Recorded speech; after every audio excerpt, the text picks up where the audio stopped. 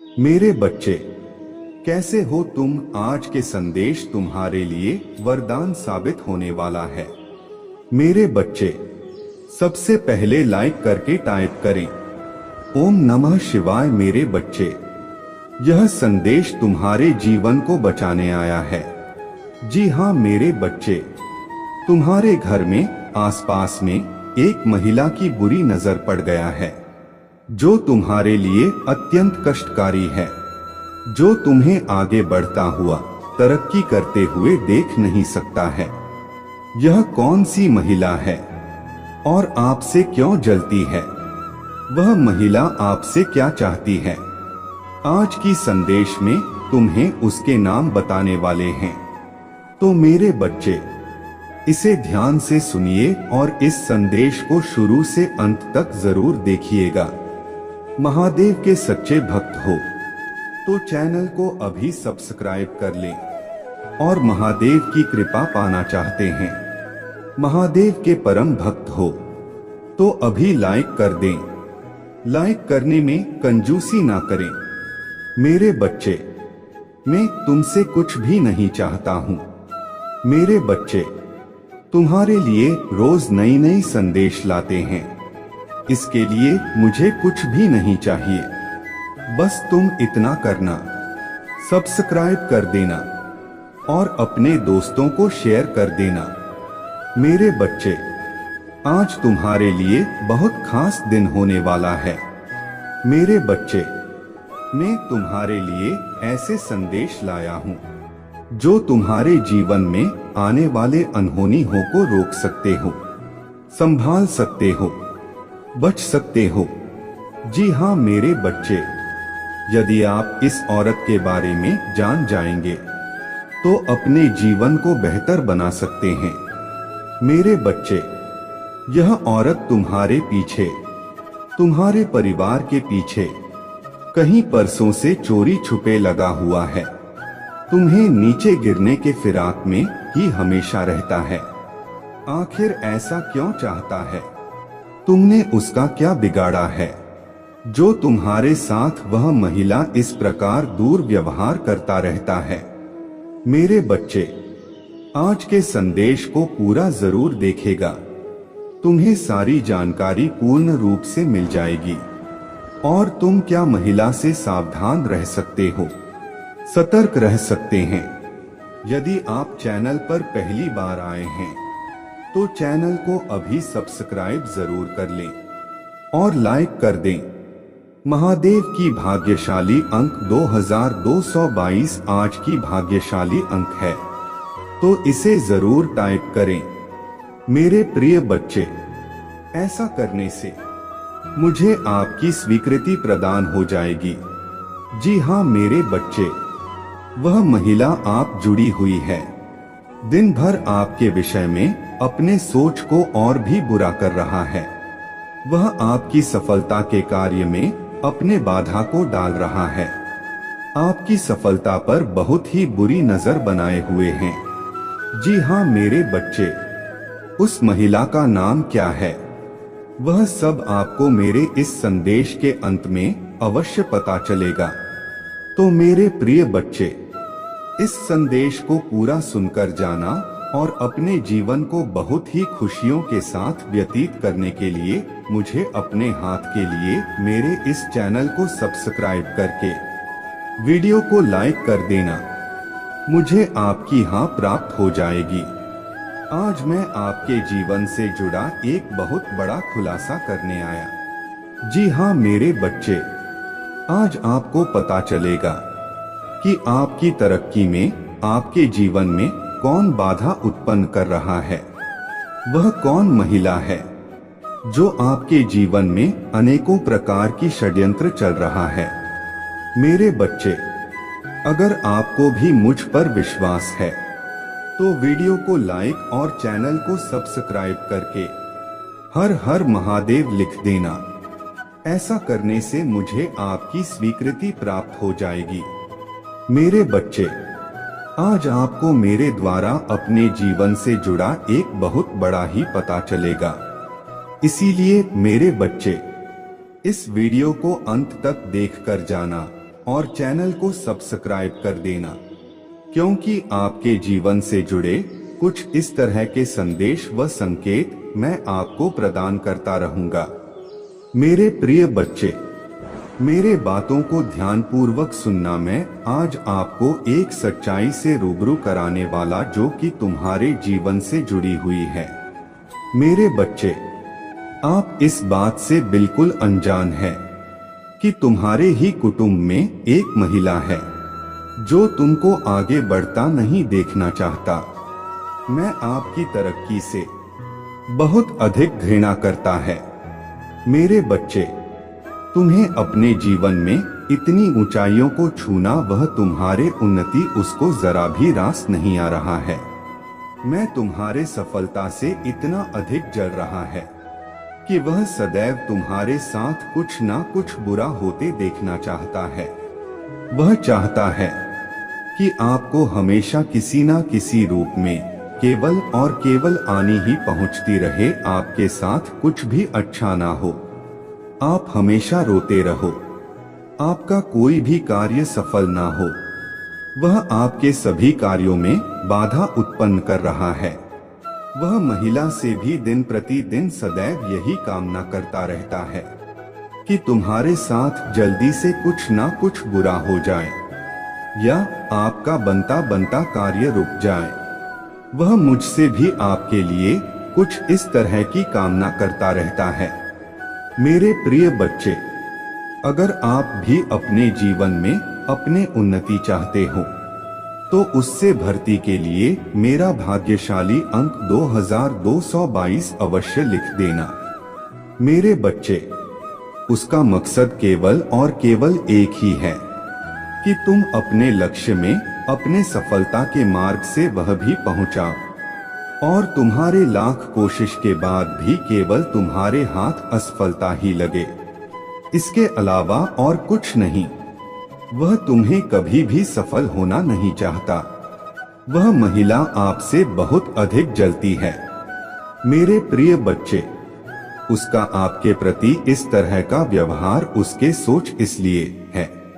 तुम अपने जीवन में इतनी जल्दी कैसे सफल व्यक्ति बन गए, और जब कभी भी आपको और अधिक खुशी में सफलता प्राप्त होता है तब और अधिक तुम्हारे प्रति विरोध भावना व नकारात्मक सोच को और अधिक बढ़ा देती है। मेरे प्रिय, वह महिला कौन है? यह जानने के लिए इस वीडियो को लाइक और चैनल को सब्सक्राइब करके मेरा भाग्यशाली अंक 2222 अवश्य लिख देना। मेरे पर बच्चे, वह महिला और कोई नहीं, आप ही के परिवार में आप ही के खानदान का एक हिस्सा है। वह चाहकर भी तुम्हारा अभी खुलकर तो गलत नहीं कर सकता, परंतु तुम्हारे एक पीछे वह आपके खिलाफ हर रोज कुछ ना कुछ नया षड्यंत्र है, साजिश रच रहा है। आपको अपने उस साजिश का शिकार बनाने के लिए निरंतर कार्य कर रहा है। वह आपको हर रोज नई नई बहाने बनाकर अपना शिकार बनाने की कोशिश करता रहता है। मेरे बच्चे, आप अपने जीवन में उस महिला से सावधान हो जाओ। वह उस महिला को पहचानने की अंतः कोशिश करो।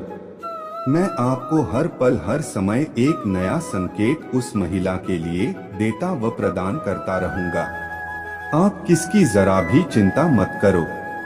मेरे प्रिय बच्चे, आपके साथ सबके सामने एकदम अच्छा व्यवहार करता है। वह इसलिए क्योंकि वह आप ही के परिवार का एक हिस्सा है। इसके कारण एक बंधन में बंधी हुई है, इसलिए वह कभी भी खुलकर आपके सामने नहीं आना चाहता। उसके यही एक मजबूरी है जिसके चलते वह अपना असली चेहरा आपको दिखाने में असमर्थ है। इसलिए वह चुप कर अपना रंग दिखा रहा है और तुम्हारे ऊपर अपने गलत दृष्टि डाल रहा है। मेरे बच्चे, उसके गलत दृष्टिकोण की वजह से कुछ दिनों से आपको अपने कार्य में भी उन्नति में वृद्धि नहीं मिल रहा है। जीवन में जब आप किसी के साथ अपना इतना समय व्यतीत कर लेते हो वह जब आपको किसी इंसान के साथ अपना जीवन बिताना अच्छा लगने लगता है तो तभी कुछ इस तरह की घटना घटित हो जाती है जो तुम्हारे को अलग कर देती है। उस समय आपको अपना जीवन किस प्रकार का लगने लगता है मैं भली भांति लोग से जानता हूँ। मेरे प्रिय बच्चे, आप दोनों के जीवन में सदा खुशी बनी रहे, आप दोनों जीवन में एक दूसरे के साथ रहे, वह आपके ऊपर मेरे सदा के लिए कृपया बनी रहे मेरे प्रिय बच्चे। उसके लिए आपको मेरे इस वीडियो को लाइक करके चैनल को सब्सक्राइब करने के साथ साथ मेरा भाग्यशाली है 2222 लिखकर मुझे अपने स्वीकृति प्रदान करा देना। मेरे प्रिय बच्चे, ऐसा करने से मैं आपके जीवन से जुड़े संकेत रूपी संदेश आपको अपने इस चैनल पर प्रदान करता रहूंगा। तो मेरे प्रिय बच्चे, चैनल को सब्सक्राइब करना मत भूलना। मेरे बच्चे, जीवन में किसी भी मनुष्य इंसान का साथ हमें जीवन जीने के लिए एक अद्भुत शक्ति देता है, जिस शक्ति के कारण हम अपने जीवन में हमारे साथ चल रहा सभी प्रकार की समस्या या किसी भी तरह की बुरे वक्त को झेलने या बिताने में हम उसके साथ रहते हुए सभी समस्याओं का भक्ति रूप से सामना कर सकते हैं। मेरे बच्चे, जीवन में यह जो आपके साथ समय चल रहा था, यह एक बहुत चिंता का विषय है, जिसकी वजह से तुमने अपने जीवन में बहुत परेशान हो रहा था।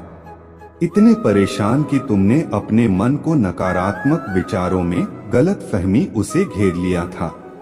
मेरे बच्चे, जिसको लेकर तुम अपने जीवन में इतनी दुखी हो रहे हो, वह इंसान या मनुष्य तुम्हारे बिना नहीं रह पा रहा है।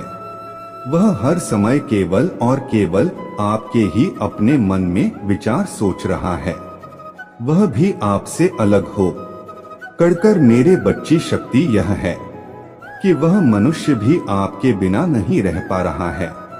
मेरे बच्चे, बीते कुछ समय से आप दोनों के बीच जिस तरह के मतभेद चल रहे थे या जिन गलतफहमी के कारण आप दोनों की जीवन में यह स्थिति पैदा हो गया था, वह इंसान जब मन से भी यही सोच रहा है कि कैसे हो इन सब बातों में गलतफहमियों को खत्म करें, और इस तरह वह आपसे मिलकर तुम्हें अपने दिल का हाल बताए। मेरे बच्ची, सत्य यह है कि वह इंसान या मनुष्य तुम्हारे बिना नहीं रह पा रहा है, उसका भी तुम्हारे बिना मन नहीं लग पा रहा है, वह भी अपने जीवन में दुखी हो रहा है और केवल आपके लिए सोच रहा है।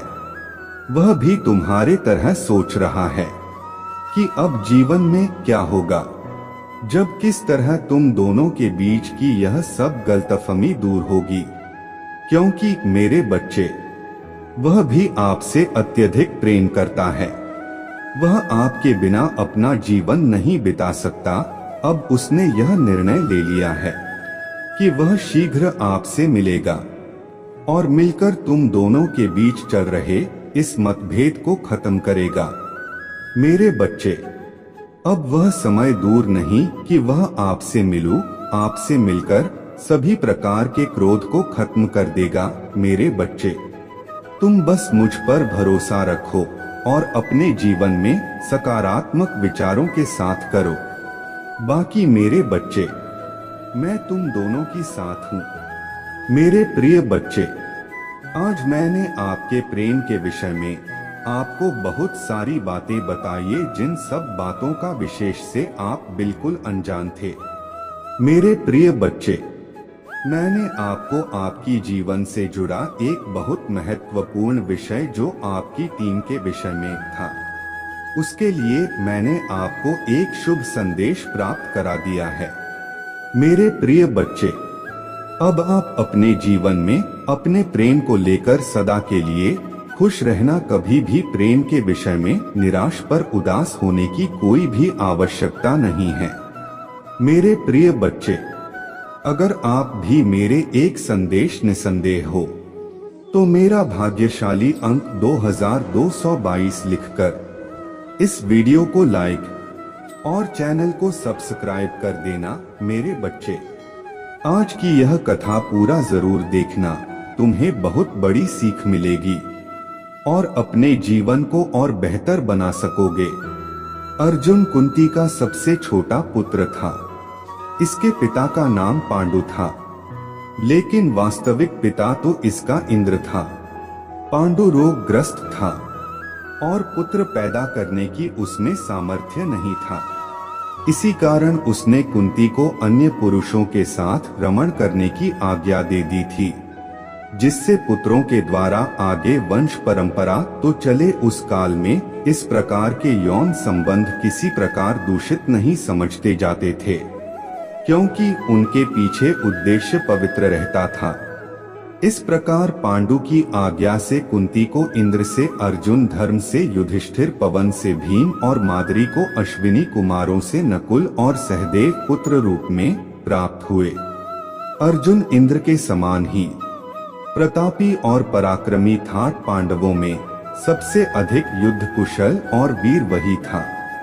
महाभारत युद्ध में इस पक्ष का सबसे बड़ा मठी वही था, जिसने कौरवों के परम वीरों से टक्कर ली और अंत में सबको पराजित कर दिया। वह आपके बिना अपना जीवन नहीं बिता सकता। अब उसने यह निर्णय ले लिया है कि वह शीघ्र आपसे मिलेगा और मिलकर तुम दोनों के बीच चल रहे इस मतभेद को खत्म करेगा। मेरे बच्चे, अब वह समय दूर नहीं कि वह आपसे मिलूं, आपसे मिलकर सभी प्रकार के क्रोध को खत्म कर देगा। मेरे बच्चे, तुम बस मुझ पर भरोसा रखो और अपने जीवन में सकारात्मक विचारों के साथ करो। बाकी मेरे बच्चे, मैं तुम दोनों की साथ हूँ। मेरे प्रिय बच्चे, आज मैंने आपके प्रेम के विषय में आपको बहुत सारी बातें बताई है, जिन सब बातों का विशेष से आप बिल्कुल अनजान थे। मेरे प्रिय बच्चे, मैंने आपको आपकी जीवन से जुड़ा एक बहुत महत्वपूर्ण विषय जो आपकी टीम के विषय में था, उसके लिए मैंने आपको एक शुभ संदेश प्राप्त करा दिया है। मेरे प्रिय बच्चे, अब आप अपने जीवन में अपने प्रेम को लेकर सदा के लिए खुश रहना। कभी भी प्रेम के विषय में निराश पर उदास होने की कोई भी आवश्यकता नहीं है। मेरे प्रिय बच्चे, अगर आप भी मेरे एक संदेश निसंदेह हो तो मेरा भाग्यशाली अंक 2222 लिखकर इस वीडियो को लाइक और चैनल को सब्सक्राइब कर देना मेरे बच्चे। आज की यह कथा पूरा जरूर देखना, तुम्हें बहुत बड़ी सीख मिलेगी और अपने जीवन को और बेहतर बना सकोगे। अर्जुन कुंती का सबसे छोटा पुत्र था। इसके पिता का नाम पांडु था, लेकिन वास्तविक पिता तो इसका इंद्र था। पांडु रोगग्रस्त था और पुत्र पैदा करने की उसमें सामर्थ्य नहीं था। इसी कारण उसने कुंती को अन्य पुरुषों के साथ रमण करने की आज्ञा दे दी थी, जिससे पुत्रों के द्वारा आगे वंश परंपरा तो चले। उस काल में इस प्रकार के यौन संबंध किसी प्रकार दूषित नहीं समझते जाते थे, क्योंकि उनके पीछे उद्देश्य पवित्र रहता था। इस प्रकार पांडु की आज्ञा से कुंती को इंद्र से अर्जुन, धर्म से युधिष्ठिर, पवन से भीम और माद्री को अश्विनी कुमारों से नकुल और सहदेव पुत्र रूप में प्राप्त हुए। अर्जुन इंद्र के समान ही प्रतापी और पराक्रमी था। पांडवों में सबसे अधिक युद्ध कुशल और वीर वही था। महाभारत युद्ध में इस पक्ष का सबसे बड़ा महार वही था, जिसने कौरवों के परम वीरों से टक्कर ली और अंत में सबको पराजित कर दिया। इंद्र ने पिता होने के नाते समय समय पर अर्जुन की सहायता की थी। गुरु द्रोणाचार्य ने इसको धनुर्वेद की शिक्षा दी थी। उस समय पाठशाला में कौरव पांडव सभी मिलकर अस्त्र शस्त्र विद्या सीखते थे। अर्जुन उन सब में तीव्र बुद्धि वाला था। गुरु के बताने पर तत्क्षण ही बात उसके समझ में बैठ जाती थी और वह उसी समय उसका प्रयोग करके सभी अन्य साथियों को विस्मित कर देता था। कौरवों के विद्वेष का एक कारण यह भी रहा, गुरु द्रोणाचार्य उसको अपने पुत्र अश्वत्थामा से भी अधिक चाहते थे। वह भी सदा गुरु की भक्ति में सनद रहता था। इसी गुरु भक्ति के कारण तो वह महाभारत युद्ध प्रारंभ होने से पूर्व युद्ध स्थल पर खड़ा हुआ व्यथित हो उठा था कि गुरु और इस भृत्य समुदाय को मारकर ऐसा कौन सा सुख है जिसकी मैं कामना करूं, लेकिन कृष्ण के उपदेश ने उसके संशय को मिटा दिया। फिर भी चाहे द्रोणाचार्य कौरव पक्ष से लड़ रहे थे, अर्जुन की श्रद्धा उनके प्रति कम नहीं हुई थी। जब भी वह गुरु के सामने जाता था, उनको प्रणाम करता था और आशीर्वाद प्राप्त करने की इच्छा करता था। अश्वत्थामा और अर्जुन में काफी गहरी मित्रता थी। वे दोनों ही गुरु के प्यारे थे और सदा अपना अस्त्र शस्त्र कौशल बढ़ाने में लगे रहते थे। एक रात की बात है, गुरु द्रोणाचार्य और अर्जुन पास बैठे भोजन कर रहे थे। उसी समय सहसा दीपक बुझ गया, अंधेरा हो गया और उसमें हाथ से हाथ दिखना असंभव हो गया। उस समय यह देखकर कि अर्जुन के हाथ का कौर सीधे मुंह में ही गया, उन्होंने कहा, वत्स अर्जुन, अब मुझे विश्वास है कि तू शब्द वेधी बाण चलाना शीघ्र सीख जाएगा। उसी समय द्रोणाचार्य ने शब्द वेधी बाण चलाना अर्जुन को सिखाया और वह कुछ ही क्षण में उसके क्रिया सीख गया। उसी के द्वारा तो उसने अनेक स्थलों पर शत्रुओं के कुचक्र को व्यर्थ कर दिया था। एक बार गुरु द्रोणाचार्य ने इसकी परीक्षा भी ली थी। जब वे अपने शिष्यों के साथ गंगा नहाने गए तो जल में उतरते ही एक मगर ने उनका पैर पकड़ लिया। द्रोणाचार्य ने शिष्यों की परीक्षा लेने हेतु पुकारा, वत्स, मुझे यहाँ एक ग्राह ने पकड़ लिया है। यह जल के भीतर मुझे खींचे ले जा रहा है, आकर मुझे बचाओ।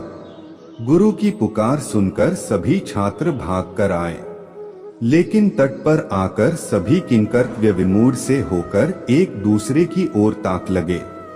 अकेला अर्जुन ऐसा था जिसने उसी क्षण धनुष पर बाण चढ़ाकर जल के भीतर मारे और 5 बाणों से उस ग्राह को मार डाला। इस तरह की तत्काल बुद्धि अर्जुन में ही थी।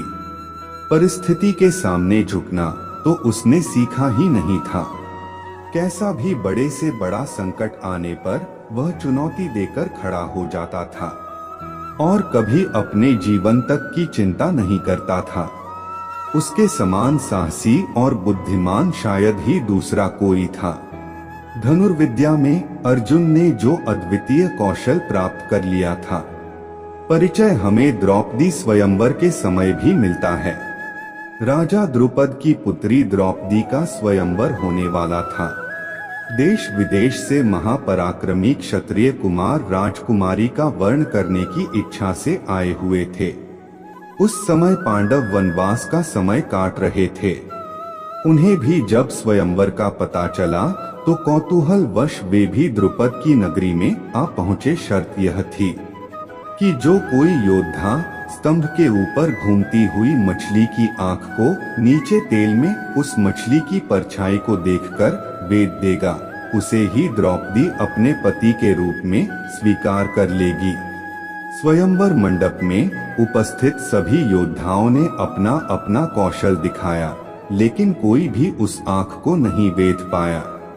कौरव भी वहां उपस्थित थे। वे भी प्रयत्न करने के पश्चात लज्जित होकर अपने अपने स्थान पर आ बैठे। जब सभा में चारों ओर निराशा व्याप्त हो गया तो कर्ण ने उठकर अपना बाण उस मछली की आंख के लिए साधा और वह वीर निश्चित ही उसको वेद देता, लेकिन सूत पुत्र होने के नाते उसको क्षत्रिय कन्या के साथ विवाह करने का अधिकार नहीं दिया गया। सभा में चारों ओर उसके विरुद्ध स्वर उठने लगे। स्वयं द्रौपदी ने ही उसका सूत पुत्र कहकर तिरस्कार किया था। किसी को भी यह पता नहीं था कि यह कर्ण भी क्षत्रिय पुत्र है, चूंकि सूत ने उसको पाल पोसकर बड़ा किया था। इसलिए यहीं तक का ज्ञान सबको ठाट कर्ण अपने मन में घुट कर बैठ गया। तब सबसे अंत में अर्जुन ने अपने धनुष पर बाण साधा और नीचे तेल से भरे कड़ में मछली की परछाई देखकर उसने उसके आंख वेद दी। बस चारों ओर बैठे योद्धाओं के हृदय धक से रह गए। द्रौपदी ने आकर उसके गले में वरमाला डाल दी। इस तरह अपने वनवास के समय भी अर्जुन के पराक्रम के कारण पांडवों को द्रौपदी जैसी श्रेष्ठ पत्नी मिली, जो सदा पांडवों के लिए प्रेरक शक्ति बनी रहा। कौरवों और कर्ण के हृदय में उस समय भी कील सी ठुक गई थी। सभी क्षत्रियों ने इसका विरोध किया था और अपने अपने अस्त्र शस्त्र उठाकर सभी ने अर्जुन को ललकारा था कि हमारे होते हुए एक भिखमंगा द्रुपद की पुत्री को नहीं ले जा सकता। स्थिति काफी भयानक हो गया था। अर्जुन ने उन योद्धाओं के समूह का अकेले ही सामना किया और सबको परास्त करके उसने यह सिद्ध कर दिया कि वह वनवास के समय भी कोई भिक्षु या याचक नहीं है, बल्कि एक पराक्रमी योद्धा है, जो एक बार तो सारे संसार के योद्धाओं को चुनौती दे सकता है। सबको पराजित करके वह अपने भाइयों के साथ द्रौपदी को माता के पास ले गया। वह अपने भाइयों और माता को अपने जान से भी अधिक चाहता था। स्वार्थ तो उसे छू तक नहीं गया था। यद्यपि द्रौपदी को उसने अपने पराक्रम के बल पर प्राप्त किया था और उसके भोग करने का अधिकार उसी को था, लेकिन माता के यह कहने पर कि जो भिक्षा लाए हो उसे सभी मिलकर बांट लो, अर्जुन ने द्रौपदी के ऊपर अन्य भाइयों का अधिकार स्वीकार कर लिया। कुंती ने तो बिना यह जाने कि वह द्रौपदी थी, कोई स्थूल वस्तु नहीं, यह बात कही थी, लेकिन अर्जुन ने अक्षरशः अपने महादेव जी की आज्ञा का पालन किया। वह कभी भी मर्यादा नहीं तोड़ता था और सदा अपने बड़े भाई युधिष्ठिर की आज्ञा मानता था। जब द्रौपदी पर सभी का अधिकार हो गया तो पांचों भाइयों ने मिलकर यह निश्चय किया कि जिस समय द्रौपदी एक भाई के पास रहे उस समय अन्य चारों भाइयों में से कोई उसके पास ना जाए, और यदि भूल से कोई चला भी जाए तो उसे वनवास भोगना पड़ेगा। एक समय की बात है, युधिष्ठिर द्रौपदी के साथ एकांत में थे और जहां वे थे वहीं अर्जुन का धनुष रखा हुआ था। एक ब्राह्मण की रक्षा करने के लिए उसको धनुष की आवश्यकता था, अतः वह नियम तोड़कर अंदर चला गया और धनुष ले आया। इस तरह उसने ब्राह्मण की रक्षा तो कर ली, लेकिन जो मर्यादा निश्चित की जा चुकी थी उसको मानकर वह वनवास भोगने चल दिया। वनवास में तीर्थ यात्रा करते समय मध्य देश में उसको कन्या उलूपी प्राप्त हो गया। उसके साथ सहवास करके उसने एक पुत्र उत्पन्न किया था जिसका नाम बभ्रुवाहन था। यह बालक अभिमन्यु की तरह ही महापराक्रमी था।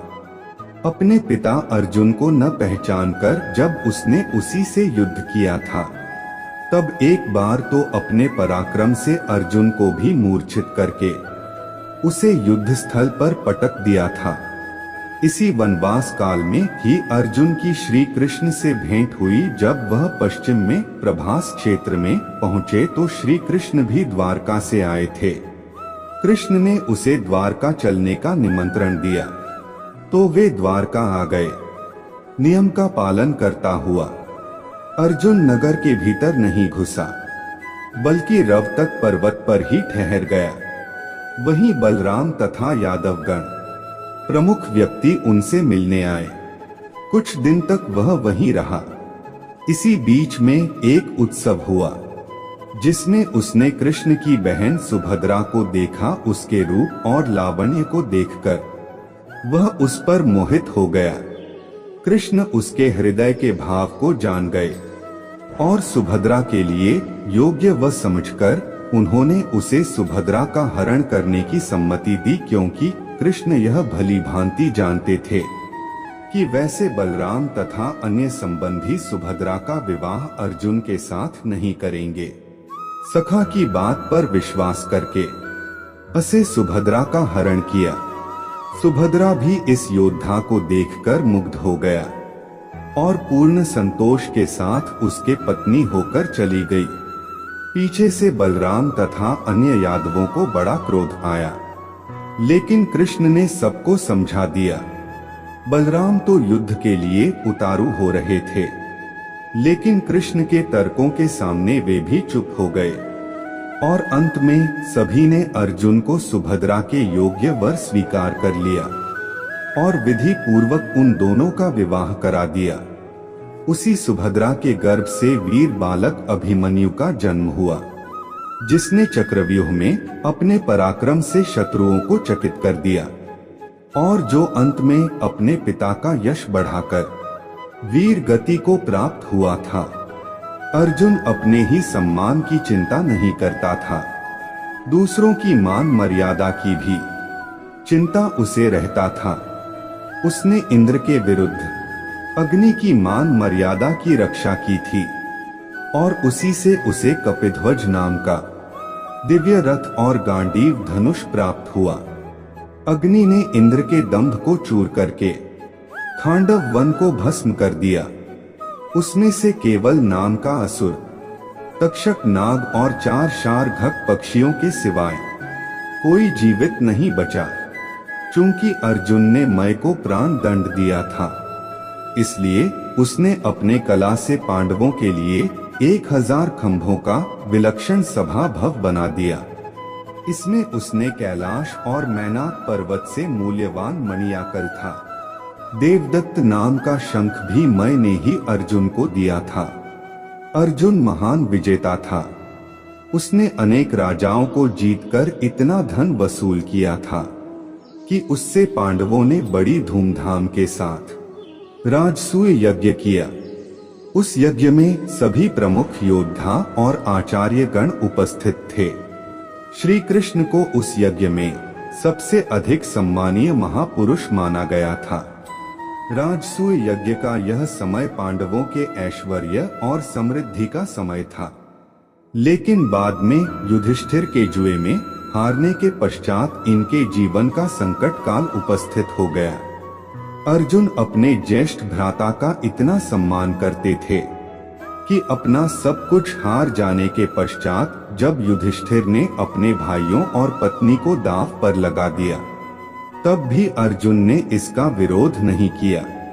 यहाँ तक कि दुशासन ने जब भरी सभा में द्रौपदी को नंगा करने का साहस किया, उस समय भीमसेन भी विचलित हो उठा था, लेकिन अर्जुन अपने अग्रज की ओर देखकर चुपचाप बैठा था।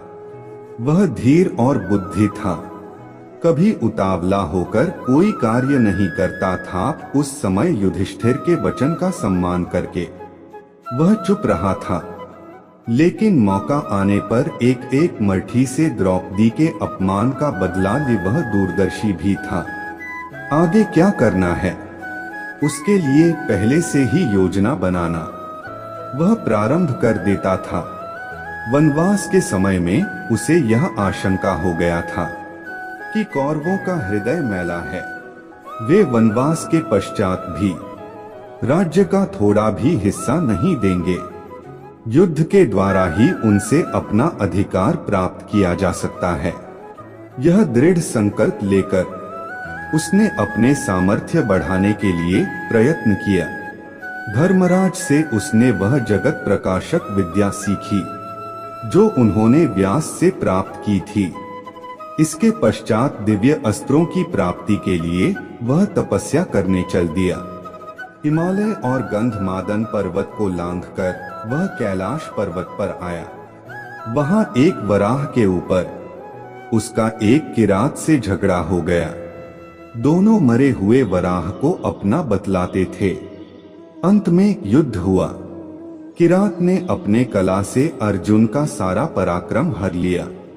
इस तरह अपने को निर्बल पाकर अर्जुन को आश्चर्य होने लगा और फिर एक क्षण में ही किरात की अलौकिक शक्ति का अनुमान लगाकर उसने उसको प्रणाम किया और उसे प्रसन्न करके उससे पाशुपत अस्त्र प्राप्त किया। वह किरात और कोई नहीं, स्वयं वेश बदले हुए भगवान शिव थे। इस प्रकार उन्होंने अर्जुन के बल की परीक्षा ली थी। इससे यह पूरी तरह स्पष्ट होता है कि अर्जुन परिस्थिति को ठीक तरह पहचानकर उससे लाभ उठाने वाला बुद्धिमान योद्धा था। वह ऐसा मूर्ख क्षत्रिय नहीं था जो अपने पराक्रम का सही अनुमान न लगाकर व्यर्थ का दंभ भरा करते हैं। पाशुपत अस्त्र प्राप्त करके वह आगे बढ़ा तो उसे इंद्र का सारथी मातल रथ लिए हुए मिला। गंगा में स्नान करके वह रथ पर बैठ गया और अमरावती पहुंच गया।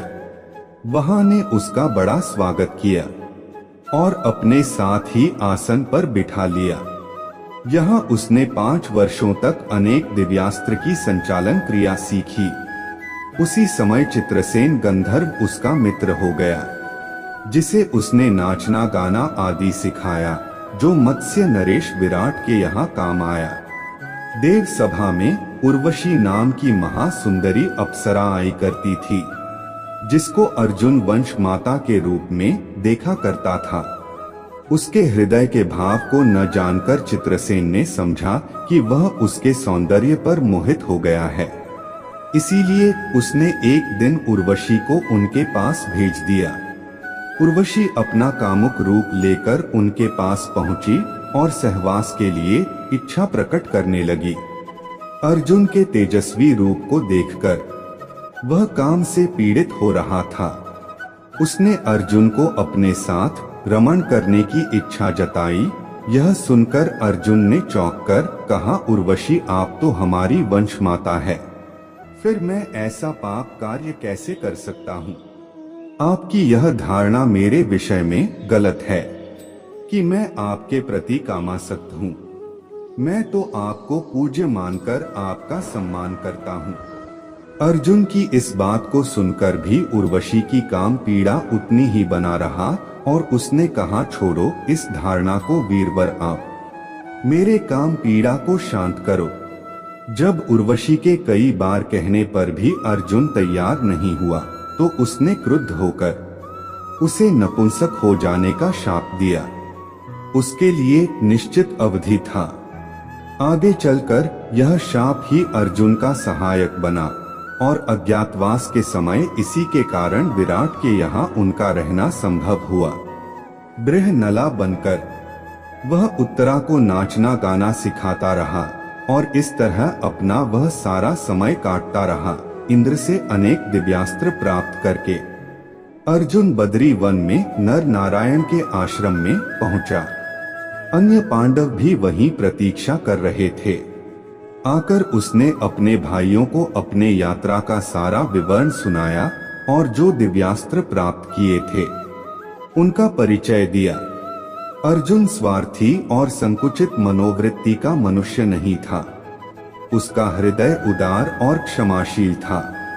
यद्यपि कौरवों ने उसका और उसके भाइयों का अनिष्ट कर दिया था और उसके पत्नी का अपमान किया था, लेकिन भाई के नाते फिर भी अर्जुन ने एक बार गंधर्व राज चित्रसेन से युद्ध करके दुर्योधन आदि को छुड़ाया। चित्रसेन उसका मित्र था, लेकिन एक बार उसने भाइयों के पीछे इस मित्रता की भी चिंता नहीं की। दुर्योधन फिर भी कठोर और ईर्ष्यालु बना रहा, लेकिन अर्जुन को इसका विशेष खेद नहीं हुआ, क्योंकि वह तो कर्तव्य की श्रेष्ठता में विश्वास करने वाला व्यक्ति था। कर्तव्य से प्रेरित होकर कठिन से कठिन कार्य करने की क्षमता उसमें था। इसी प्रकार कर्तव्य परायणता का परिचय उसने उस समय दिया था जब वह अज्ञातवास के समय राजा विराट के यहाँ ठहरा हुआ था और कौरवों ने विराट के ऊपर आक्रमण कर दिया था। झूठा दंभ भरने वाला उत्तर उस समय अर्जुन को सारथी बनाकर युद्ध के लिए ले गया था। लेकिन वह कौरवों की सैन्य शक्ति देखकर डर कर भागने लगा। तब अर्जुन ने उसे रोककर कौरवों का स्वयं सामना किया और उन्हें परास्त किया।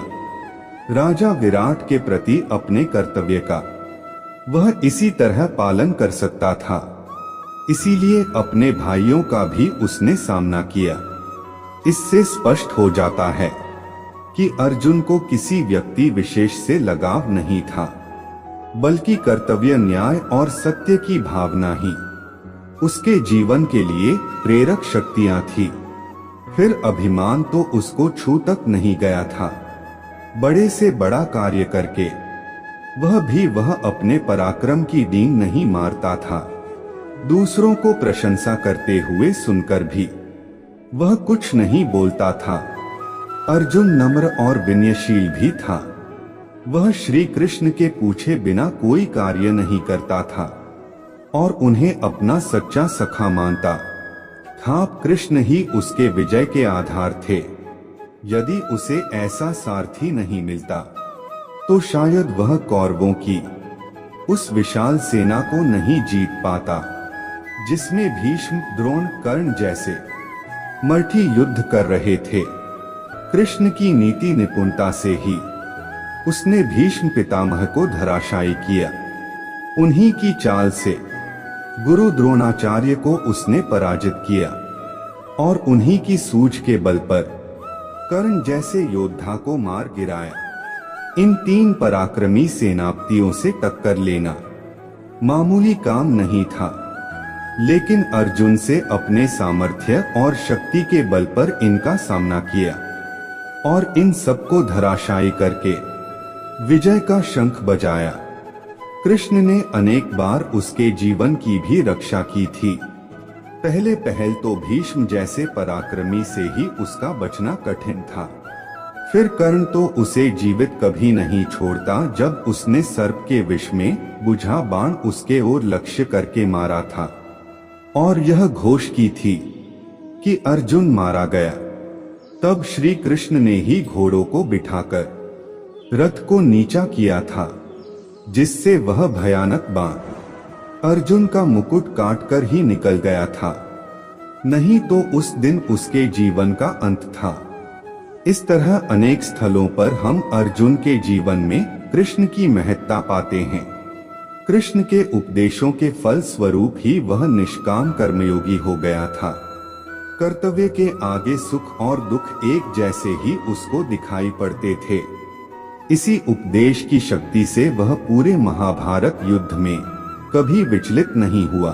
हम पहले ही देख चुके हैं कि स्वार्थ तो उसके हृदय पर कभी अधिकार नहीं जमा सका था।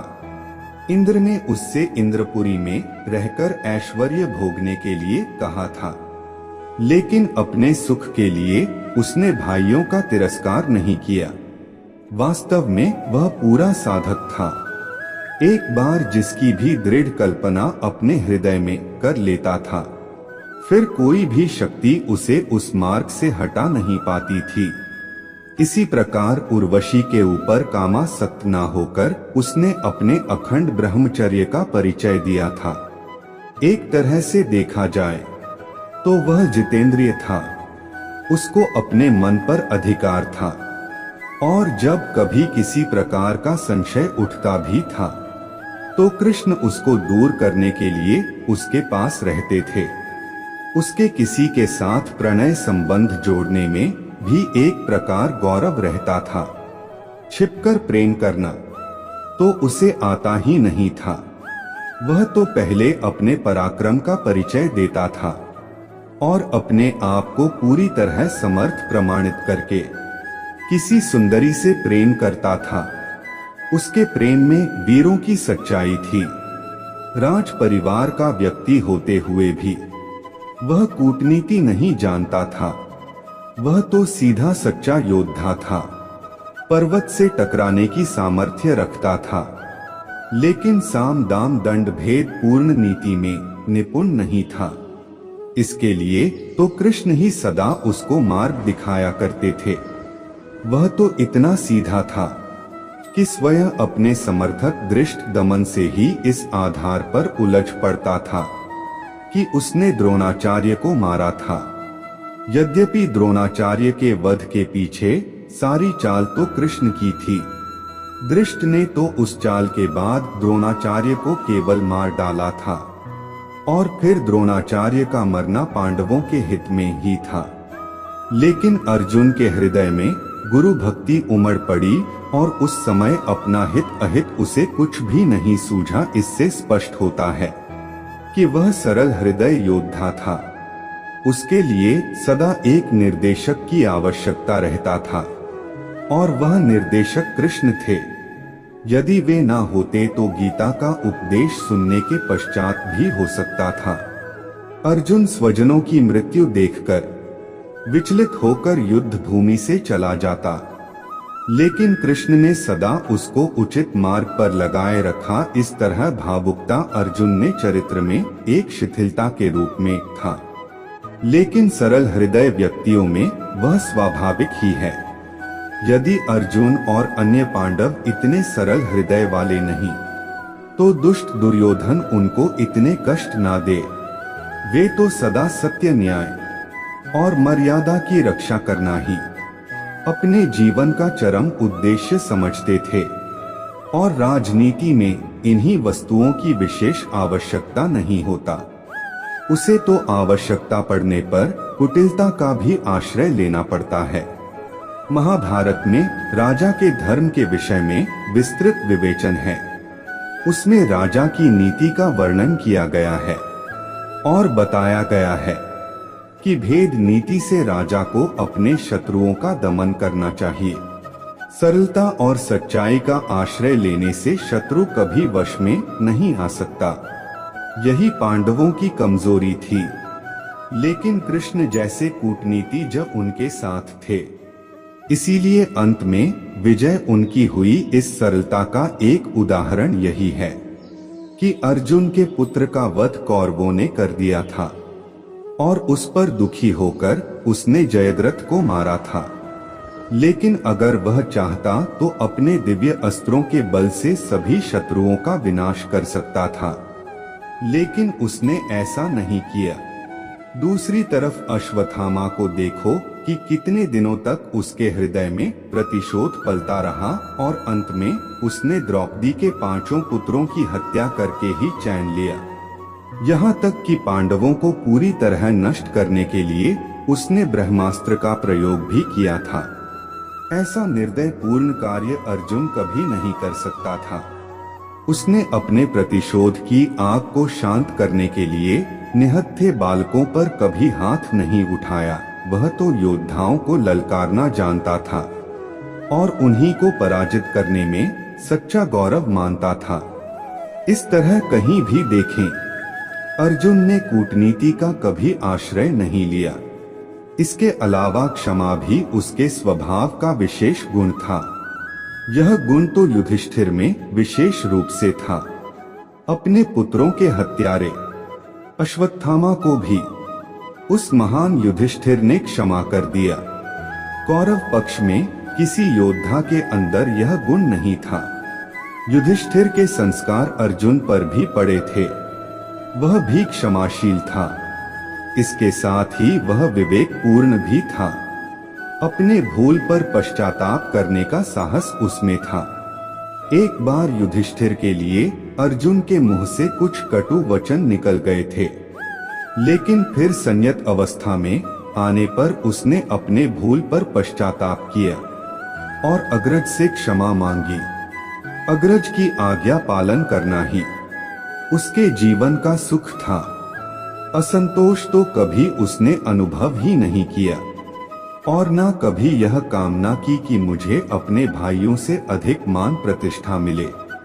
दुर्भिक्षा था। देखा जाए तो उसी के बल पर पांडवों ने हर जगह विजय प्राप्त की थी, लेकिन कभी भी उस वीर ने यह आकांक्षा नहीं की कि कोई अलग राज्य स्थापित कर लें या कभी अपने पराक्रम की डींग मारने लगे। उसके चरित्र में एक महापुरुष की सी गरिमा था। जो जीवन के लघु स्वार्थों से उठकर विराट सत्यों का साक्षात्कार कर लेता है। वैसे अर्जुन वेदांत पढ़ा हुआ था। कभी कभी लोग कर्ण का अन्यायपूर्ण वध करने के बारे में अर्जुन को दोषी ठहराते हैं, लेकिन स्पष्ट बात यह है कि यह सारा इशारा तो श्री कृष्ण का था। यदि कृष्ण आदेश नहीं देते तो अर्जुन कभी कर्ण को रथ का पहिया निकालते समय नहीं मारता, चाहे वह परास्त हो जाता, लेकिन कर्ण के सामने आकर युद्ध करता। कृष्ण ने परिस्थिति को देखकर ठीक ही किया था। इसके अलावा कर्ण को मारना और किस तरह से संभव नहीं था। फिर विधाता की गति भी कुछ ऐसी ही थी। कर्ण को परशुराम का यह शाप भी था कि अर्जुन से युद्ध करते समय वह शस्त्र प्रयोग करना भूल जाएगा। इसलिए अर्जुन को इस संबंध में किसी प्रकार दोषी ठहराना उचित नहीं है। इसी प्रकार भीष्म पितामह की भी हत्या अन्याय से अर्जुन ने नहीं की थी। स्वयं भीष्म ने ही अपने मृत्यु का उपाय उसे बता दिया था। फिर उसके लिए किसी प्रकार के छल के लिए स्थान ही नहीं था। उक्त विवरण से हमें यही पता चलता है कि अर्जुन एक अजय योद्धा था, लेकिन कृष्ण ही उसके एक ऐसे साथी थे जिनकी सहायता से उसके सभी कार्य पूर्ण हो जाते थे। जब कृष्ण इस संसार को छोड़कर चले गए तो अर्जुन ने देखा कि उस गांडीव धनुष द्वारा अर्जुन कृष्ण की स्त्रियों की आभीर से रक्षा नहीं कर सका।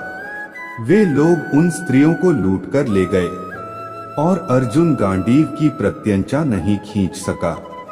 वह वृद्ध और दुर्बल हो गया था। उस समय उसका यह अहंकार भी टूट गया था कि वह एक अदम्य और अजय योद्धा है।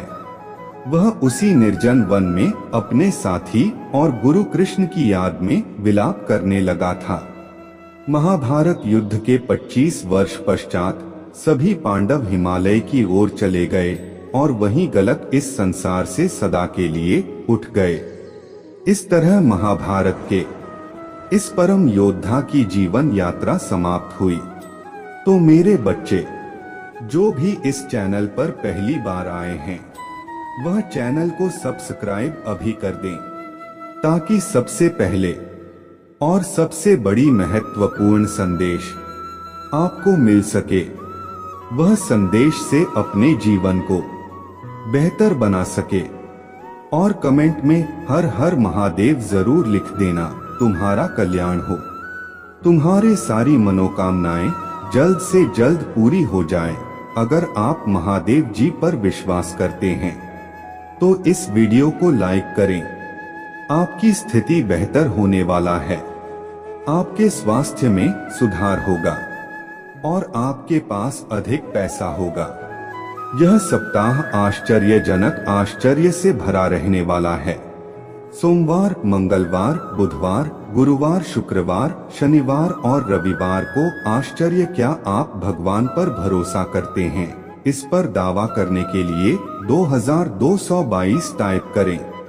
महादेव जी कहते हैं, मैं घोषणा कर रहा हूँ कि इस सप्ताह का शेष भाग आपके लिए वास्तव में बहुत अच्छा रहने वाला है।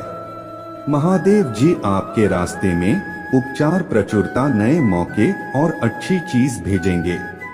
यह सप्ताह बेहतरीन नई अवसर, समाचार, बेहतर स्वास्थ्य, अधिक धन और सफलता के लिए बड़े बदलावों से भरा होने वाला है। अभी आपकी स्थिति में सुधार हो रहा है। आज प्रभु आपके जीवन को बदल रहे हैं। वह आपके दुखों को बदलने के लिए खुशी ला रहे हैं और आपको अब आपसे प्रचुरता की ओर ले जा रहा है। चमत्कारों, जीतन और सफलताओं से भरे एक अद्भुत सीजन के लिए तैयार हो जाइए। निश्चिंत रहे कि आपका स्वास्थ्य, रिश्ते और वित्त जल्द ही बहाल हो जाएंगे। मुझ पर भरोसा रखिए। समझे कि मैं आपकी ओर से उन सफलताओं को लाने के लिए पूरी लगन से काम कर रहा हूँ जिनकी आपको आवश्यकता है। भगवान उन चीजों को करेंगे जो असंभव लगते हैं। तो तैयार हो जाओ प्यारे बच्चे, क्योंकि आपका विशेष क्षण आ रहे हैं। वह ऐसे दरवाजे खोल देंगे जिन्हें कोई बंद नहीं कर सकेगा। बहुत अभी भी आपके लिए रास्ता बना रहे हैं। जब सब कुछ बहुत कठिन लगता है, मैं कह रहा हूँ कि महादेव जी के नाम पर आपके पास अच्छी चीज, दयालुता और शुभकामनाएं होगी। मेरे प्रियजनों, मुझ पर विश्वास करो और क्षमा चमत्कारों के साथी बनो जो मैं तुम्हारे जीवन में लाऊंगा। वित्तीय सफलता, प्रेम और प्रचुरता के प्रवाह के लिए स्वयं को तैयार करें।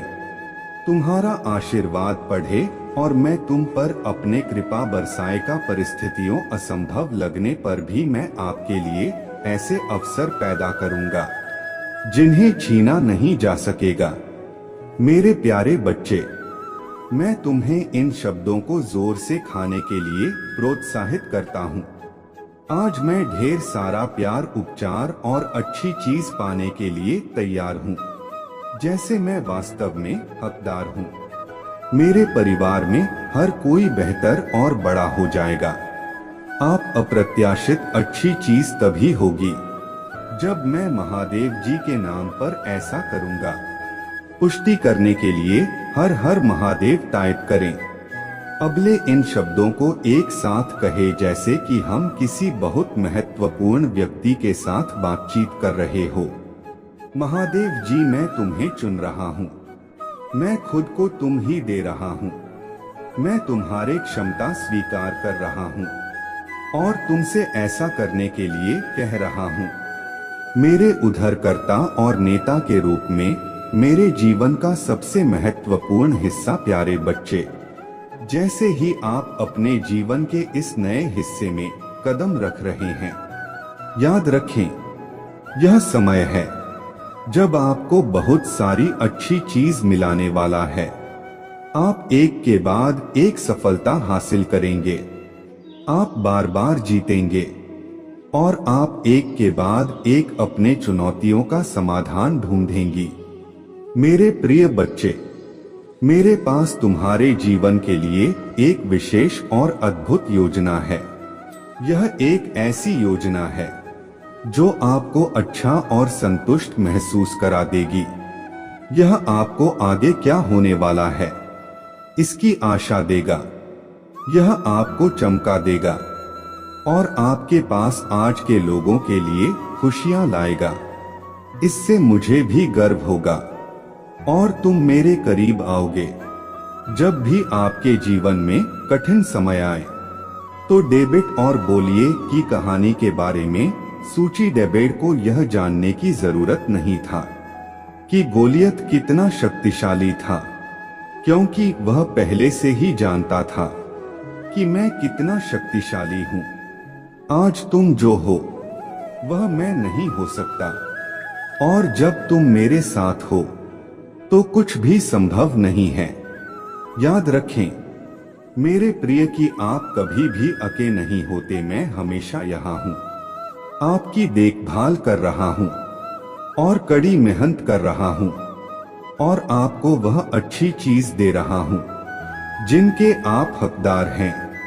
हो सकता है कि आपको पैसे की समस्या हो या कुछ खो गया हो, लेकिन मैं आपको आश्वासन देता हूँ कि आपने जो भी पैसा खर्च किया वह आपके पास वापस आ जाएगा। पहले से भी ज्यादा आपका काम, आपकी नौकरी या आपका व्यवसाय वास्तव में अच्छा चलेगा और आप अपने वित्तीय स्थिति में सुधार देखेंगे। और मत भूलो, आपका सबसे महत्वपूर्ण मित्र मेरा बेटा महादेव जी है। वह वही है जो आपको बचाते हैं। जब चीज गलत हो जाती है तो वह आपको वापस लाते हैं, और जब आप दुखी होते हैं तो वह हमेशा आपके साथ होता है। वह आपको बेहतर महसूस कराएगा और आराम देगा, यहाँ तक कि जब चीज वास्तव में अंधकार में लगते हैं तब भी वह आपको रास्ता दिखाने के लिए वहां मौजूद रहे। उसे पर भरोसा रखें और वह हमेशा आपका समर्थन करेगा। महादेव जी उद्धार करता है।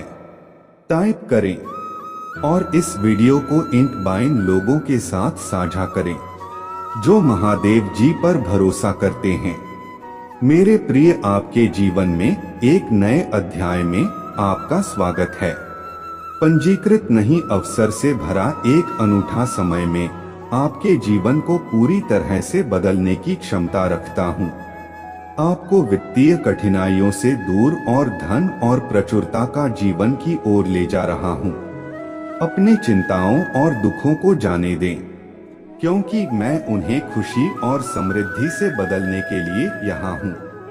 मेरे प्रियजनों, आपके लिए रोमांचक और अद्भुत चीज आने वाला है, या आपके सपनों की नौकरी प्राप्त करना अत्यधिक संतुष्टिदायक, विवाह पाना या आपके द्वारा पहला अनुभव किए गए किसी भी विपरीत सफलता प्राप्त करना हो सकता है। आने वाले 3 दिनों के लिए खुद को तैयार रखें, क्योंकि यह महत्वपूर्ण और सकारात्मक बदलाव लाने वाले हैं। उन चमत्कारों, आशीर्वाद हो और सफलताओं से आश्चर्यचकित होने के लिए तैयार रहे जो आपको आश्चर्य से भर देंगे। यह सभी दिव्य शक्ति और प्रेम से उत्पन्न, अविश्वसनीय शक्ति और प्रेम से उत्पन्न होंगे। आप में से कई लोग इस समय तनाव और आरामदायक नींद से वंचित रातों से जूझ रहे हैं। मैं यहाँ आपके तनाव को स्पष्ट से बदलने, आपका भ्रम को समझने से बदलने और आपकी रातों की नींद हराम करने को शांतिपूर्ण नींद से बदलने के लिए आया हूँ। आप अपने जीवन के हर पहलू में पूरी तरह से आप ही भूख महसूस करने से संतुष्टि का अनुभव करने की कगार पर है। आपकी कथा परिवर्तन के द्वार से गुजर रहे हैं और आप सौभाग्य, सकारात्मक भाग्य से अच्छा देते होने वाले हैं। ठीक उसी तरह जैसे कहानियों में बारिश प्रदान करने और भूमि को आशीर्वाद देने के लिए आकाश खुलता है, मैं आपके जीवन में सकारात्मक बदलाव लाऊंगा और आपके श्रम के फल को बढ़ा लूंगा। मेरे बच्चे, कुछ ऐसी घटनाएं हैं जो तुम्हारे साथ घटने वाला है, जो तुम्हारे जीवन में बहुत ही उथल पुथल मचा देंगे। यदि आज तुम सावधान और सतर्क नहीं हुई तो जीवन में तुम्हारे लिए बहुत बड़ा हादसा हो सकता है, क्योंकि मुझे साफ साफ दिखाई दे रहा है। मैं तुम्हारे जीवन का पूरी तरह से आकलन किया और मुझे ऐसा लगा कि तुम्हारे जीवन का कुछ कठिन कार्य तुम्हारे सामने आ रहा है। एक ऐसा कठिन जो तुम्हारे लिए बहुत ही हानिकारक होने वाला है।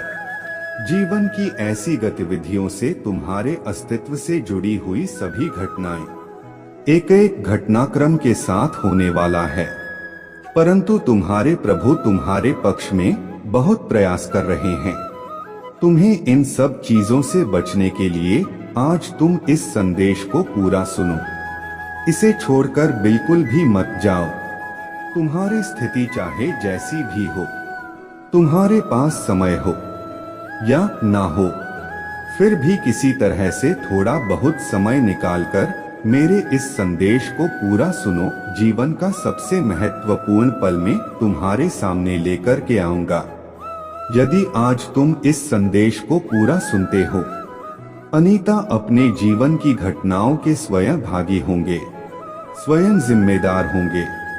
मेरे बच्चे, यह एक गंभीर चेतावनी है जो मैं तुम्हें देने जा रहा हूँ। ऐसा भी तुम्हारे साथ हो सकता है, क्योंकि मुझे ऐसा लग रहा है, तभी मैं तुम्हारे पास आया। मेरे बच्चे, इस संदेश में और आगे बढ़ने से पहले तुम्हारे प्रभु शिव शंकर जी तुमसे एक छोटी सी प्रार्थना करना चाहते हैं। यदि इस प्रार्थना को स्वीकार करते हो तो मेरे इस संदेश को जल्दी जल्दी लाइक कर दीजिए। मेरे बच्चे, अमृत वाणी कभी भी निराश नहीं होने देता है। अगर आप इसे चैनल को सब्सक्राइब किया है तो आप बहुत भाग्यशाली है। अगर नहीं किया है तो बहुत बहक की बात है कि आप अपने महादेव जी को अनदेखा कर रहे, क्योंकि मैं हमेशा नया संदेश के साथ आता हूँ। साथ ही साथ अपने नाम की राशि भी टाइप कर देना, ताकि मैं तुम्हारे राशि के अनुसार तुम्हारे जीवन की सभी जुड़ी हुई गतिविधियों को सुनिश्चित कर सको और तुम्हारे जीवन में आ रहा समस्याओं का खात्मा कर सकूं, क्योंकि राशि के अनुसार बहुत ही शीघ्रता होता है तुम्हारे जीवन में इंटरफेयर करने में। यदि आज मैं तुम्हारे जीवन में इंटरफेयर करता हूँ तो तुम्हारे जीवन का बहुमूल्य समय तुम्हारे यह और भी बहुमूल्य हो जाएगा। परंतु आज मैं तुम्हें जो बता रहा हूँ उसे ध्यान से सुनो, क्योंकि उसी में तुम्हारा लाभ है और तुम्हारा फायदा है। यदि आज तुम इन चीजों से बच जाते हो तो तुम्हारा जीवन सुधर जाता है और समझ जाता है। यदि तुम ऐसा नहीं करते हो तो तुम्हारे लिए एक बहुत बड़ा संकट खड़ा हो जाएगा, जिसको तुम सहन नहीं कर पाओगे और बर्बादी के उसे कगार चले जाओगे, जहां पर तुम्हें कभी भी वापस नहीं लाया जाएगा। मेरे बच्चे, आज का यह दिव्या और अलौकिक संदेश तुम्हारे सुरक्षा के लिए है, क्योंकि मैं तुम्हें इसमें सुरक्षा की ही बात बताऊंगा। यही तुम्हारे लिए सबसे अहम बात है। मेरे बच्चे, तुम्हारा आने वाला समय बहुत विपरीत होने वाला है, क्योंकि कुछ दिनों के लिए तुम्हारे ऊपर कुछ ऐसी दृष्टि पड़ गया है जिसकी वजह से तुम्हारा समय खराब चलने लगा है। तुम जो भी करोगे, जिसमें भी हाथ डालोगे, वह तुम्हारा सफल नहीं हो पाएगा। और जब जब तुम अपने आप को एक सही दिशा की ओर ले जाओगे, तब तक वह तुम्हारा कार्य पीछे की ओर आएगा, क्योंकि मेरे बच्चे, इस समय में तुम्हारे लिए कुछ भी लाभ होने वाला नहीं है। मैंने साफ साफ देखा है, तुम जहां भी हाथ डालोगे वहां पर तुम्हारे लिए यह हाथ खाली रह जाएगा। क्योंकि मेरे बच्चे, यदि तुम आज अभी से इस पर अपना विचार या अपने प्रतिक्रिया नहीं व्यक्त करोगे तो तुम्हारे जीवन का सबसे अहम हिस्सा तुमसे दूर हो जाएगा। मेरे बच्चे, आज यदि मैं तुम्हें यह बात बता रहा हूँ कि तुम्हारे फायदे के लिए है, क्योंकि मेरे बच्चे, तुम्हारे साथ आज तक बहुत कुछ ऐसी घटनाएं घटी हैं जो कि इससे भिन्न था। क्योंकि आज यदि तुम्हें यह उत्कृष्ट बात तुम्हें जानकारी में आ रहा है तो तुम्हें थोड़ा अनकंफर्टेबल लग रहा है, परंतु यही सत्य है, क्योंकि मैं तुम्हारे सत्यता को प्रमाणित करते हुए ही इसे बताया है। क्योंकि मेरे बच्चे, कुछ समय से तुम स्वयं ही ज्ञात कर सकते हो, तुम्हारा कोई कार्य नहीं बन रहा है। तुम जो भी सोचते हो वह तुम्हारे विपरीत हो जाता है। तुम जहां भी जाते हो वहां पर तुम्हारे हानि हो जाती है और तुम यह सोचते हो कि मेरे साथ यह सब कैसे घटित हो रहा है। मेरे बच्चे, तुम अपने आप को बहुत अचंभित महसूस कर रहे हो, क्योंकि ऐसा तुम्हारे साथ पहले कभी नहीं हुआ है, परंतु पिछले कुछ दिनों से ही ऐसा तुम्हारे साथ हो रहा है। यह जो घटनाएं तुम्हारे साथ घट रहे हैं उसे तुम स्वयं समझ सकते हो कि तुम्हारे साथ क्या आगे होने वाला है। मेरे बच्चे, मैं तो सिर्फ तुम्हारे जीवन को सुधारने का प्रयास करता हूँ, इसीलिए मैं तुम्हें हर उसी से अवगतता हूँ, हर उसे चीज से जानकारी करवाता हूँ कि तुम्हारा किसी ना किसी तरीके से कोई लाभ हो जाए, कोई नुकसान ना हो और तुम उसे सर्वोपरि इकाई की ओर पहुंच जाओ, जहां पर तुम्हारे लिए सर्वोत्तम स्थान है। मेरे बच्चे, यदि तुम अभी सुधार नहीं करोगे तो तुमने जो मेहनत से बनाया है उसमें बहुत सारा संकट खड़ा हो सकता है, क्योंकि मेरे बच्चे, जब इंसान बहुत ज्यादा ऐसी सिचुएशन में आता है तब उसका मस्तिष्क काम नहीं करता है और वह नियंत्रित हो जाता है और अनियंत्रित होकर ऐसे ऐसे कार्य करने लगता है जिससे उसका नुकसान हो जाता है। तो मेरे बच्चे, तुम अपने आप को नियंत्रण में रखना, क्योंकि मेरे बच्चे, सिचुएशन चाहे जैसी भी हो उसे पर सिर्फ विचार करके उसका हल निकालना चाहिए और ना कि उसके लिए चिंता करना चाहिए। यदि तो तुम चिंता करोगे तो चिंता में ही तुम्हारा सारा समय व्यर्थ में निकल जाएगा और तुम कुछ भी उसका रास्ता नहीं निकल पाओगे। जब रास्ता नहीं निकल पाओगे तो तुम्हारी मंजिल आसान नहीं हो पाएगी और तुम्हारे जो समस्या है वह तुमसे द नहीं हो पाएगी। जैसे ही तुम्हें पता चले कि मेरे साथ ऐसा हो रहा है, मेरे साथ ऐसा होने वाला है, तुरंत उसे पर अपने प्रतिक्रिया व्यक्त करो। तुरंत के तुरंत उसके बारे में सोचो कि इसे कैसे दूर किया जाए और इस समस्या से कैसे बचा जाए। तुम्हारे सामने रास्ता खुल करके आ जाएगा जो तुम्हारे जीवन का अच्छा रास्ता होगा। वहीं पर तुम जाकर के अपने लिए एक अच्छा समय चुनो और वह समय तुम्हारे लिए बहुत ही महत्वपूर्ण होगा। जीवन में सब कुछ तुम्हारे लिए आसान हो जाएगा। जैसा तुम सोचोगे वैसा वैसा हो जाएगा। जो तुम्हारा समय विपरीत चल रहा था वह तुम्हारे अनुकूल हो जाएगा, क्योंकि जब तुम सही ढंग से और विचार करके कोई कार्य करोगे तो तुम्हारा नुकसान उसमें हो ही नहीं सकता है। आज यदि तुम्हारा समय विपरीत है तो कल से तुम्हारा समय अच्छा भी होगा और बेहतर भी होगा, क्योंकि मेरे बच्चे, जीवन में एक ही जैसा समय नहीं चलता है। कभी कभी परिवर्तन आता रहता है। कभी तुम्हारे साथ सुख आएगा, कभी दुख, कभी तुम्हारे जीवन में समस्याएं आएंगी और कभी सब बिना समस्याओं के अपने जीवन को अच्छी तरीके से व्यतीत करोगे। परंतु मेरे बच्चे, एक अच्छे जीवन की पहचान नहीं होता है कि वह अपने लिए तो सब कुछ करता है परंतु दूसरे के लिए ही सब कुछ करता है, दूसरों को भी साथ में लेकर के चलता है और दूसरे व्यक्ति को अपना ही घर का सदस्य मानता है। इस प्रकार से वह यदि करता है तो वह सर्वप्रथम सर्वश्रेष्ठ श्रेणी में वह व्यक्ति आता है और उसके लिए लोग बहुत आशीर्वाद की कामना करते हैं। यदि तुम आशीर्वाद की कामना चाहते हो तो तुम्हें समाज सेवा करनी होगी और तुम्हें ईश्वर का भी प्रेम मिलेगा। साथ साथ लोगों की दुआएं भी तुम्हारे साथ होगी। परंतु मेरे बच्चे, कुछ लोग ऐसे होते हैं जो अपने जीवन को ही अपना सब कुछ मान लेते हैं। दूसरों के अस्तित्व से कोई मतलब ही नहीं है और ना ही जीवन के उनके विचार करने की विचारधारा से मतलब है।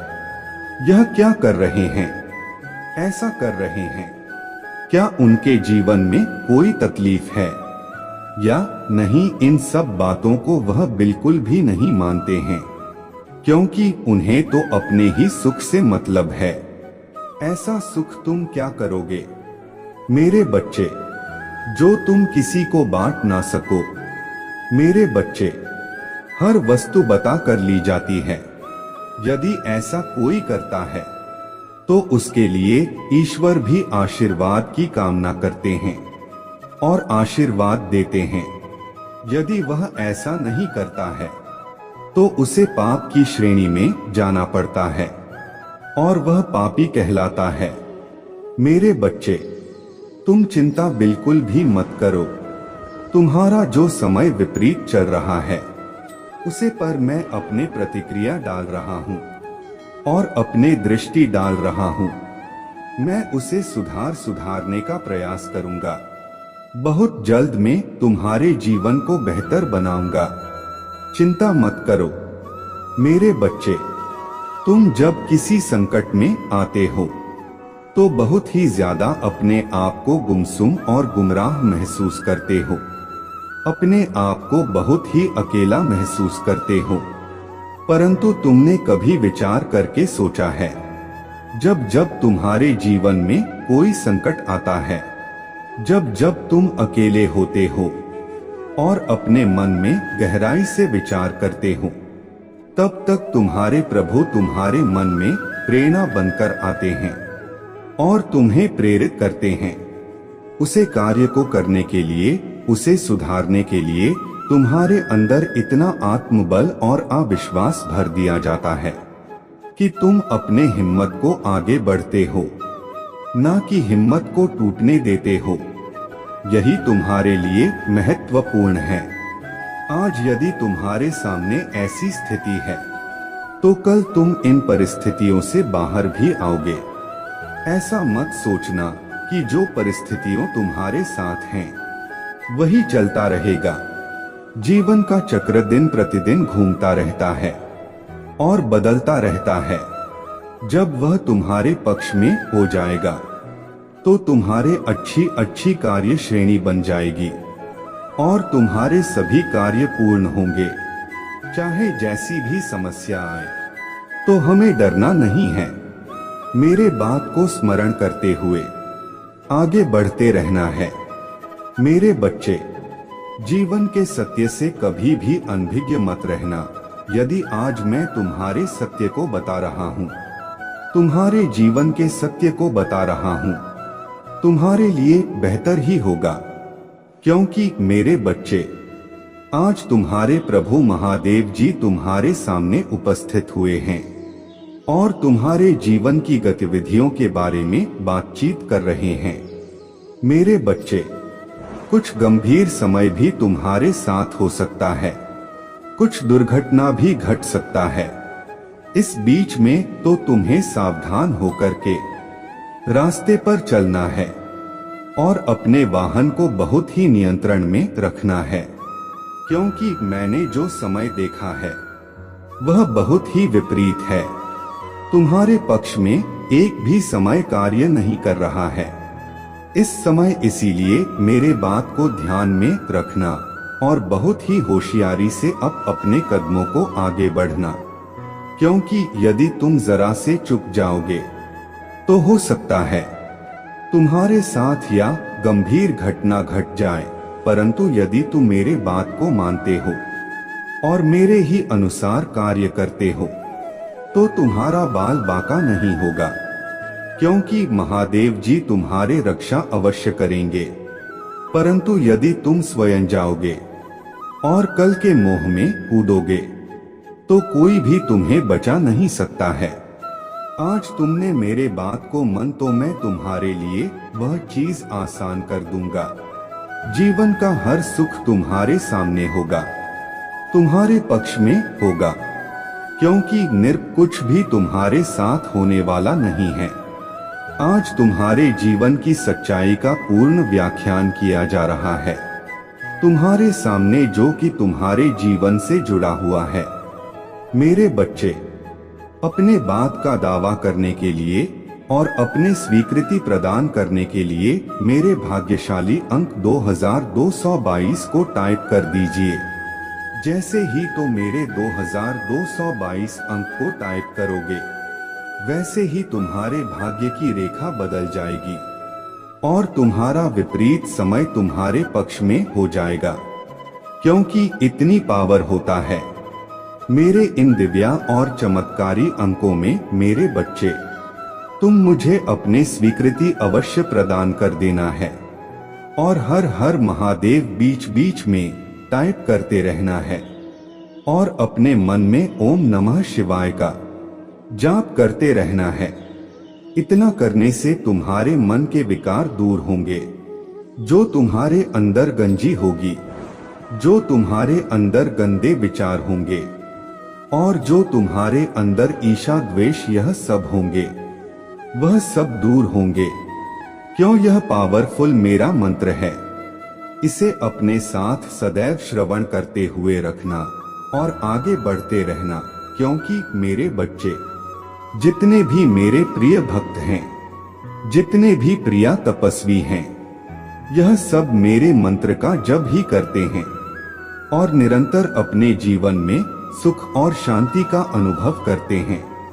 उनके जीवन के उनके शारीरिक और बेकार सब दूर हो जाते हैं और फिर वह अपने आप को बहुत ही शक्तिशाली और मजबूत बना लेते हैं, जिसके बल पर वह कुछ भी कर सकते हैं, किसी का भला भी कर सकते हैं और किसी का बुरा भी कर सकते हैं। परंतु मेरे प्रिय भक्त कभी भी किसी के साथ अहित नहीं करते हैं। मेरे तुम अभी इन सब चीजों से अनजान हो। मेरे बच्चे, जीवन की समस्याओं को दूर करने के लिए सबसे बड़ा एकमात्र साधन यही है, क्योंकि इसमें मेरे सभी शक्तियां समय हुई होती हैं। मेरे चाहने ना चाहने पर वे स्वयं काम करते रहते हैं। मैं तो सिर्फ अपने ध्यान में लगा रहता हूँ और यह जो मेरे शक्तियां हैं या तुम्हारे अनुसार कार्य करते रहते हैं, बस यही बात तुम्हें हमेशा याद रखना चाहिए। जिसे भी यह बात पता है उसके जीवन में दुख नहीं है, वह दुख से बहुत दूर है। उसके जीवन में खुशियां हैं, आशाएं हैं। उसका परिवार बहुत ही खुशी मगन से रहता है और जीवन में हमेशा खुश रहता है, क्योंकि उसे अध्यात्म की दुनिया के बारे में पता है। परंतु जो लोग आध्यात्मिक की दुनिया में नहीं गए हैं, उनके यह क्या है, जो आज दिख रहा है वही है, और जो कल दिख रहा है उसे पर विचार नहीं करते हैं। जो उनके सामने आता है इस पर ही अपना ध्यान केंद्रित करते हैं, अन्यथा उनसे कोई भी लेना देना नहीं है। तुम भी एक सर्वश्रेष्ठ व्यक्ति बनना चाहते हो और अपने आप को मजबूत बनाना चाहते हो, शक्तिशाली बनाना चाहते हो, तो मेरे बात को मानते हुए मेरे इस चमत्कारी मंत्र को अवश्य जपते रहना, क्योंकि यही तुम्हारे लिए एक मूल रास्ता है जो तुम्हारे जीवन की समस्याओं को दूर कर सकता है। क्योंकि तुम आज संदेश सुन रहे हो, फिर कल भूल जाओगे और फिर तुम मेरा स्मरण नहीं करोगे, मेरे अगले संदेश की भी प्रतीक्षा नहीं करोगे और ना ही मेरा अगला संदेश खोलकर देखोगे। इस प्रकार से यदि स्वार्थी तुम बनते हो तो तुम्हारा लाभ होने वाला नहीं है। यदि आज तुम्हें तुम्हारे जीवन के बारे में जानकारी हो गया है तो कल के बारे में भी तुम तैयार रहो, क्योंकि प्रत्येक दिन में तुम्हारे जीवन से तुम्हारे जीवन के रहस्य को लेकर के आता हूँ, जो तुम उन्हें नहीं पता होता है, क्योंकि तुम जान ही नहीं सकते हो। तुम्हारे अंदर इतना सामर्थ्य नहीं है कि तुम अपने जीवन के बारे में जान सको, परंतु मैं तुम्हारे लिए इन सब चीजों को लेकर के आता हूँ और तुम क्या करते हो, इग्नोर करके चले जाते हो, मतलब का टाइम बर्बाद करते रहते हो, बेमतलब की चीज देखते रहते हो। इसमें तुम्हारा कोई फायदा नहीं है। आज यदि तुम्हारे प्रभु तुम्हारे साथ कुछ फायदे की बात कर रहे हैं या तुम्हारे लिए कुछ अच्छा कर रहे हैं तो तुम्हारे पास टाइम नहीं है। यह बात बिल्कुल भी अच्छी नहीं है। इस पर मुझे बहुत क्रोध है कि तुम अपने भले के लिए जो तुम्हारा है वह नहीं सोच रहे हो, मनोरंजन में लगे हुए हो। मेरे बच्चे, मनोरंजन तो जीवन का बहुत बड़ा हिस्सा है। जीवन में तुम कभी भी कर सकते हो, परंतु जो स्थिति तुम्हारे सामने आने वाला है, जो समय तुम्हारा बिगड़ने वाला है, कम से कम उसके बारे में तो सोच लो। ज्यादा नहीं तो थोड़ा बहुत ही सोच लो।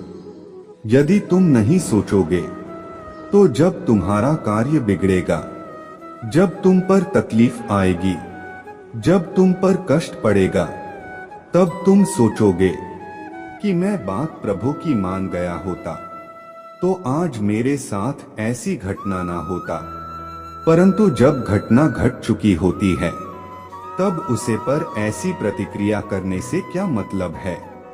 यदि पहले ही कर लेते तो फिर तुम्हारा समय अच्छा हो जाता और तुम्हारे साथ ऐसा होता ही ना। मैं तुम्हारे लिए इसीलिए तो आता हूँ। इतना समय निकालकर क्या तुम्हें लग है जैसे तुम्हारे पास समय नहीं रहता है अपने जीवन को चलाने के लिए? वैसे मेरे पास भी समय नहीं है। मैं तो इस संसार को चलाता हूँ। इस संसार की व्यवस्थाओं और सुविधाओं को देखना पड़ता है कि कहां पर क्या हो रहा है। मुझे समस्त संसार का पालन करना होता है। तुम्हें तो सिर्फ अपने ही परिवार का पालन करना है। इसमें सिर्फ 6 या 12 ही सदस्य होंगे। ज्यादा से ज्यादा मुझे तो लाखों लोगों का कल्याण करना होता है। परंतु फिर भी तुम जरा सी बात पर अपना मन फेर लेते हो और यह सोचते हो कि ईश्वर मेरे सुन नहीं रहा है, भगवान भोलेनाथ मेरे सुन नहीं रहे हैं, मेरे पर कृपा नहीं कर रहे हैं, मेरे मनोकामनाओं को पूर्ण नहीं कर रहे हैं। मेरे बच्चे, मनोकामनाओं को पूर्ण करने का भी विधान होता है। उनका पूरा करने का भी एक समय होता है। तुम आज चाहे तो आज तुम्हें कुछ प्राप्त नहीं हो सकता है। उसके लिए तुम्हें मेहनत परिश्रम करना पड़ेगा, तभी तुम्हें प्राप्त होगा, अन्यथा तुम्हें कुछ प्राप्त नहीं होगा। यह बात तुम अपने मन से निकाल दो और अपने दिमाग में कभी भी ऐसी बातें मत लो जो अनुचित हो। इन बातों से तुम्हें कोई लाभ नहीं होगा। ऐसा सोचोगे तो सोचते रहोगे और जो तुम्हें मिलने वाला है वह भी नहीं मिलेगा। फिर तुम क्या करोगे? फिर सोचोगे और भी ज्यादा अपने जीवन से परेशान होंगे। इधर उधर बतलाओगे, बातें करोगे कि मेरे साथ ऐसा हो रहा है, मेरे साथ वैसा हो रहा है, मेरा जीवन सुधार नहीं रहा है, मेरे जीवन की समस्या है, मुझसे दूर नहीं हो रहा है। ऐसा क्या है? परंतु अभी अपने आप को तो सक्षम बना। इस प्रकार से यदि बिगड़े हुए रास्ते पर चलोगे तो कांटे तो लगेंगे ही, क्योंकि रास्ता साफ हमेशा चुना जाता है। कटले और नुकीले रास्ते को कभी भी नहीं चुना जाता है, क्योंकि वहां पर तुम्हारा समय नष्ट होगा। जब तक तुम उन कांटों को रास्ते से साफ करोगे तब तक तुम अगले साफ रास्ते से बहुत दूर निकल जाओगे। वही लोग पीछे रह जाते हैं जो कांटों को हटाते रहते हैं।